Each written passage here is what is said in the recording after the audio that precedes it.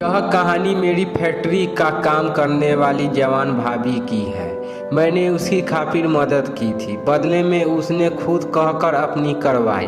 मेरा नाम राहुल है, मैं दिल्ली के रहने वाला हूँ और मेरी उम्र 30 साल है। यह मेरी सच्ची कहानी 5 साल पहले की है। मेरा काम स्टैंड हैंड वर्क का है और मेरे पास बहुत सी औरत काम करने आती है। उसमें एक सीमा नाम की भाभी है जो मुझसे काम लेकर जाती थी। वह बहुत सुंदर थी, मुझे वह एक ही नज़र में पसंद आ गई थी। मैंने उसे पटाकर कैसे उसके साथ काम की वो आपको इस कहानी में बता रहा हूँ। मैं पहले आपको सीमा के बारे में विस्तार से बताता हूँ। उस समय उसकी उम्र करीब 27 से 28 साल होगी। वो दिखने में बहुत ही सुंदर है। वह जब भी मेरे पास काम लेने आती मैं उसे देखता रहता। वो भी मेरी नज़रों को शायद समझती थी। मैं उससे कुछ ज़्यादा बात नहीं करता था, बस काम दिया और हिसाब बनाकर उसे पैसा दे देता था। बस यूं ही दिन कट रहे थे। फिर एक दिन उसने मुझे कहा, मुझे आपसे कुछ काम है। मैं बोला, हाँ बोलो। वो बोली, क्या आप मेरे घर आ सकते हो? मैंने एक बार उसे देखा और बोला, हाँ ठीक है, मैं आ जाऊंगा। कब आना है? उसने कहा, आज शाम को। मैंने कहा, कोई खास बात है जो आज शाम को ही आना जरूरी है? वो हल्के से मुस्कुरा दी और बोली, आपने आने का वादा किया है ना, तो बस आप आ जाना। मैंने कहा, हाँ वो तो मैं आ जाऊंगा, पर सीमा ये तो बता कि आज क्या है, तेरा बर्थडे है क्या? वो बोली, नहीं वो सब नहीं है, बस यूं ही बोला रही हूँ। मैंने उसे एक बार फिर से देखा और मुस्कुरा कर सर हिला दिया। वो अपनी मटकती हुई चली गई। मैं उसे देखता रहा और अपना सहलाने लगा। मैं सोचा कि ऐसा क्या हुआ जो ये मुझे अपने घर बुला रही है। कुछ देर बाद मैं अपना सर झटका और काम में लग गया। पर काम शाम को जब मैं उसके घर गया तो उसने मुझे बैठाया और मेरे लिए चाय बनाने लगी। मैंने उसके घर को देखा तो वो एक छोटा सा कमरा था जिसमें उसका एक पलंग बिछा था और उस पर उसका बच्चा लेटा था। वो सो रहा था। चाय पीते पीते मैंने उससे पूछा, बता ना मुझे घर क्यों बुलाया है? वो मेरे हाथ पर अपना हाथ रख कर बोली, मैं ऑफिस में आपसे अपनी बात कहने में झिझक रही थी। मुझे एक सिलाई मशीन लेनी है, उसके लिए मुझे आपसे पैसे की मदद चाहिए। उस समय उसका नर्म हाथ मेरे अंदर में प्यार का समंदर पैदा कर रहा था। मैंने उसकी आंखों में झांकने लगा। उसने फिर से मशीन दिलाने के लिए बोला। पहले तो मैंने उससे इनके बदले में उनका हुस्न मांगना चाहा, मगर मैं कुछ कहने की हिम्मत नहीं जुटा सका। वो मेरी आंखों को पढ़ती हुई बोली, मैं समझती हूँ कि आप मुझसे क्या चाहते हो। मैंने उसकी तरफ देखा और पूछा, मैं क्या चाहता हूँ? इस पर उसने कोई जवाब नहीं दिया। फिर वो बोली, मैं आपसे सारा पैसा धीरे धीरे चुका दूंगी। उसको मशीन लेने के लिए मुझसे मदद मांगी क्योंकि उसका पति 9,000 की जॉब करता है। उसे सिर्फ घर ही चल सकता था। उसका एक बच्चा भी था। उसकी पढ़ाई लिखाई, घर का खर्चा, भाड़े का घर था तो भाड़ा भी देना होता था। उसके पति की कमाई से ज़्यादा पैसा नहीं निकल पाता था, इसीलिए उसने मुझे मशीन के लिए अपने घर बुलाया था। मैंने हाँ बोल दिया, ठीक है मैं तुमको मशीन दिला दूंगा, पर उसके बदले मुझे पैसे नहीं कुछ और चाहिए।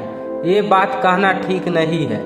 मैं किसी की मजबूरी का फायदा नहीं उठाता हूँ। जब सामने से मुझे कोई चीज़ खुद से नहीं मिलती है तब तक मैं किसी की तरह का दबाव नहीं डालता हूँ। वो समझ गई कि मैं क्या चाहता हूँ। वह नाटक करने लगी, नहीं नहीं मैं समझती हूँ, पर आप जानते हैं कि मैं ऐसी नहीं कर सकती हैं। मैं अच्छे घर की लड़की हूँ, मुझसे यह सब नहीं हो पाएगा। मैं आपका पैसा आपको दे दूंगा, प्लीज़ आप मेरी मदद कर दो। मैं उससे कुछ नहीं कहा और उसको पैसे देकर मशीन दिला दी। उसके बाद मैंने उसे कभी भी उस नज़र से नहीं देखा और न ही उससे इस बात को लेकर कुछ बोला।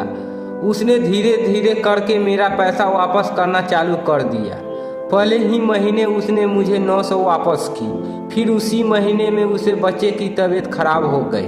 उसके इलाज में उसे 5,000 चाहिए थे। उसके हस्बैंड के सेठ ने बोल दिया कि वो पैसे नहीं दे सकता है। तब उसने वापस मुझे फ़ोन किया, मेरे बच्चे की तबीयत खराब है, मुझे 5,000 चाहिए।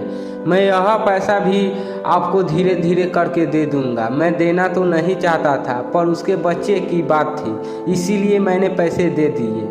फिर जब उसका बच्चा सही होकर घर पर आ गया तो मैं उसे देखने उसके घर गया। सीमा सामने ही बैठी थी और उसने रेड कलर की झीली सी नाइटी पहनी थी।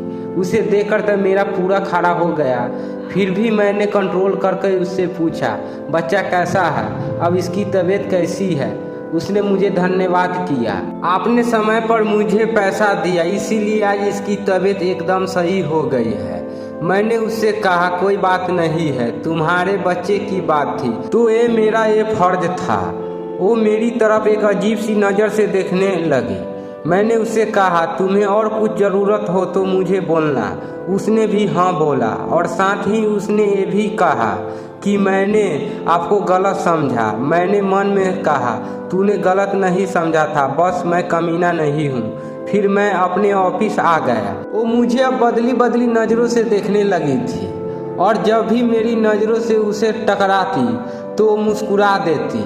उसकी मुस्कान मुझे अंदर तक हिला देती, मगर मैं उसे जब तक टच नहीं कर सकता था जब तक खुद उसकी तरफ से हाँ न हो। एक दिन की बात है, जब मैं उसके घर से निकल रहा था तो न जाने क्यों उसके घर पर चला गया। उसके घर पर वो अकेली थी, उसका पति बच्चे को लेकर कहीं गया था। मैंने उसे दरवाजे पर दस्तक दी तो उसकी आवाज़ आई, कौन, रुको आती हूँ। कुछ पल बाद उसने अपना दरवाज़ा जरा सा खोलकर झाँका।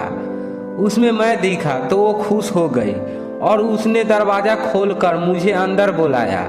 उस वक्त वो एक नाइटी पहनी हुई थी और शायद नहा कर निकली थी। मैं अंदर आकर कुर्सी पर बैठ गया। वो मेरे सामने पलंग पर बैठ गई और मेरी तरह देखने लगी। मैंने कहा, बस इधर से गुजर रहा था तो सोचो तेरे बच्चे से मिलता चलूँ, कैसा है, अब वो कहाँ है। वो हंसकर बोली, वो एकदम ठीक है और अपने पापा के साथ बाहर गांव गया है। मैंने कहा, बाहर गांव का मतलब। वो बोली, वो एक शादी में गए हैं तो बच्चे के साथ ले गए हैं। मैं उठने लगा और बाहर जाने लगा। उसने मेरा हाथ पकड़ लिया और बोली, आज नहीं जाने दूंगी। मैंने उसकी तरफ देखा तो वो बड़े प्यारे से मेरी तरफ से देख रही थी। मैंने उसकी आंखों में देखा तो वो मेरे करीब आकर मेरे सीने में लग गई। करीब 10 मिनट के काम के बाद हम दोनों का हो गया। फिर मैं उसके ऊपर से उठा और कपड़े पहनकर ऑफिस आ गया। उसके बाद हम दोनों को जब भी मौका मिलता हम दोनों प्यार का आनंद लेते, कभी उसके घर पर, कभी मेरे ऑफिस में, कभी होटल में। कैसी लगी स्टोरी दोस्तों? अच्छी लगी तो चैनल को सब्सक्राइब जरूर कीजिए।